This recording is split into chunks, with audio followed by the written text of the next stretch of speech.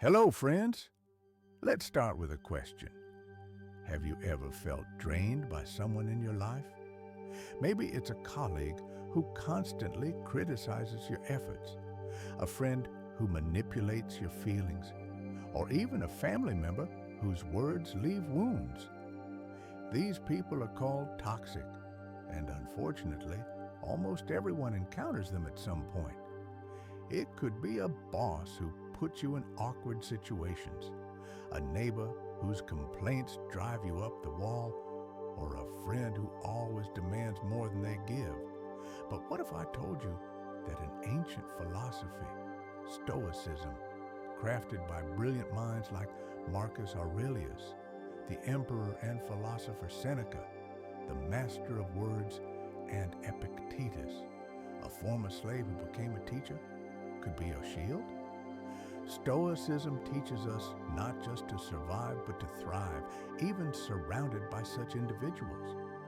In this video, I'll break down 5 key Stoic principles to help you cope with toxicity, preserve your inner peace, and even grow from these challenges.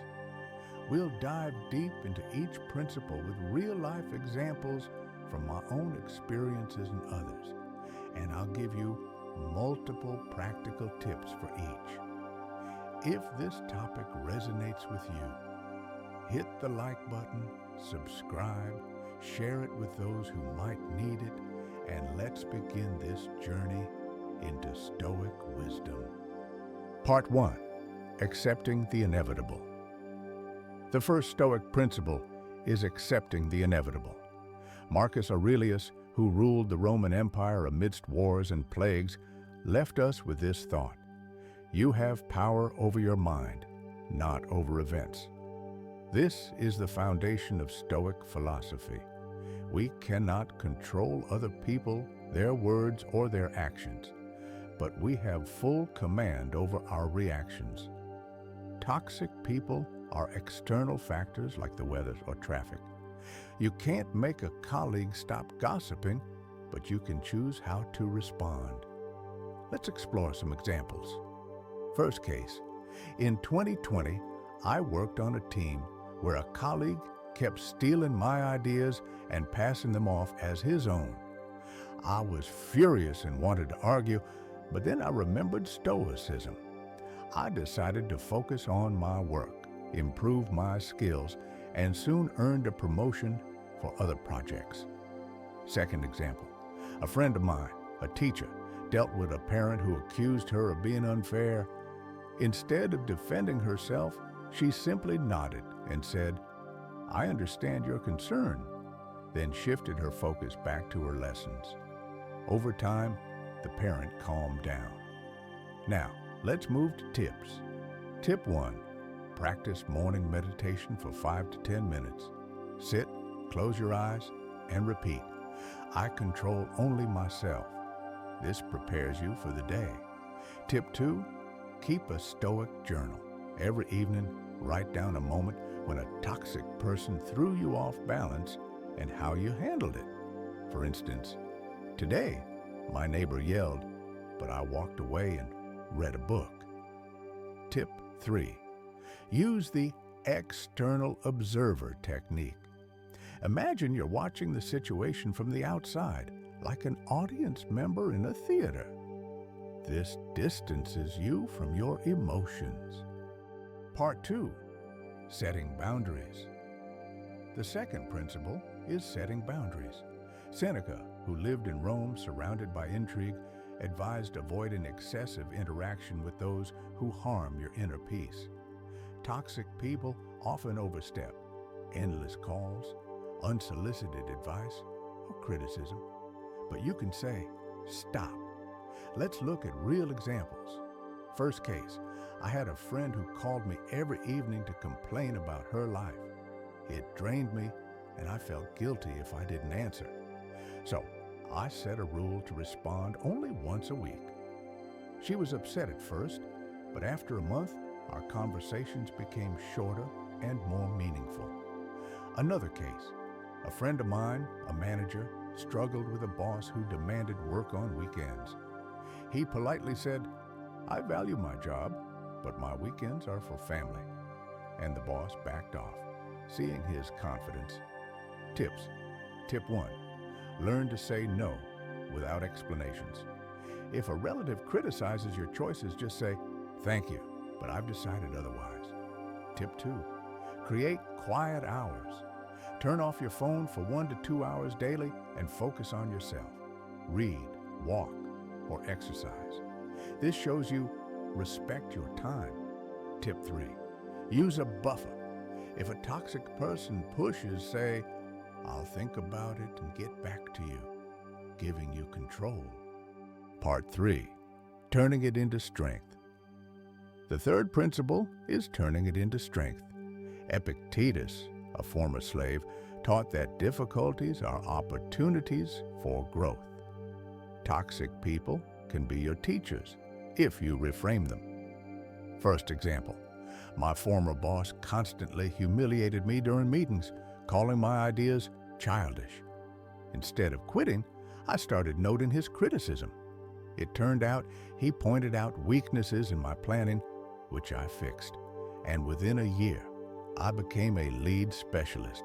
A second example, a friend of mine dealt with a toxic neighbor who complained about noise.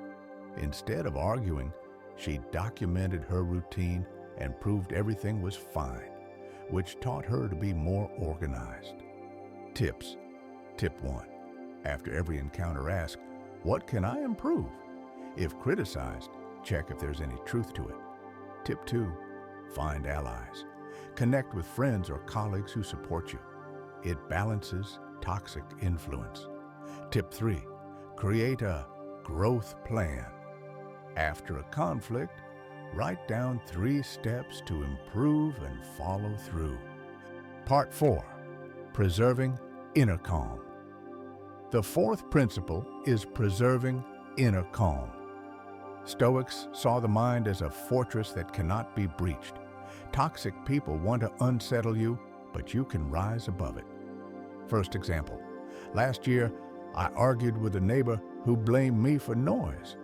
Instead of shouting, I nodded and said, "I understand, I'll consider it." He was thrown off, and I kept my dignity. Second example, a friend, a doctor, faced rude patients. He visualized their words as wind passing by, which helped him stay professional. Tips. Tip 1. Practice the 4-7-8 technique. Inhale for 4 seconds, hold for 7, exhale for 8. This calms you in a minute. Tip 2. Visualize a wall. Imagine toxic words bouncing off like balls. Tip 3. Read Stoics before bed. Open Marcus Aurelius's Meditations and find a quote on patience. Part 5. Letting go of revenge. The fifth principle is letting go of revenge. Seneca warned, "Anger is a brief madness." You might want to hurt a toxic person back or prove your point, but that only wounds you. First example, in school, a classmate spread rumors about me. I wanted to retaliate, but instead focused on studying and sports. Years later, he apologized, and I was above it. Second example, a colleague wanted to get back at a boss who humiliated her, but she wrote a book about her experience instead, which made her successful. Tips. Tip 1. Redirect energy inward. After a conflict, exercise or learn something new. Tip 2. Write an angry letter, but don't send it. Burn or tear it up. Tip 3. Set a goal. Let the toxic person motivate you to prove yourself, not them. Conclusion. So, we've come a long way. We've explored 5 Stoic principles: accepting the inevitable, setting boundaries, turning it into strength, preserving inner calm, and letting go of revenge. These ideas don't just protect you from toxic people, they make you stronger, calmer, and wiser. Start small. Try meditation, say no, or jot down your lessons in a journal. Every step brings you closer to inner freedom. Share in the comments who you faced and which tip helped. Let's exchange experiences. If this video was helpful, hit the like button, subscribe, and share with friends. Next time, we'll dive into how Stoicism helps in love. Thank you for being with me, and see you soon.